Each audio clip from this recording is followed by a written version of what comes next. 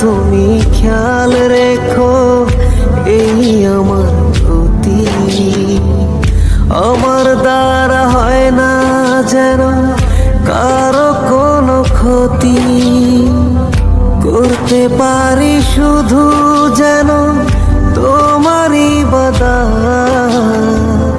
তোমার পাপিয়ে বান্দাকে করো রহমত। আল্লাহ তুমি আল্লাহু আকবার, আল্লাহু আকবার, এই রবি সব আমার।